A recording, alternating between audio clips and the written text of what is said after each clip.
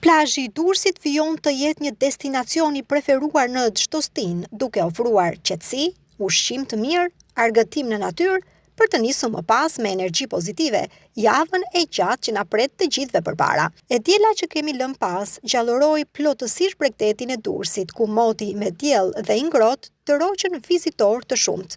Ata që e shfrytëzuan këtë ditë për shëtitje miqësore dhe lojra buzdetit, nuk munguan dhe persona që provuan larjet e para në det.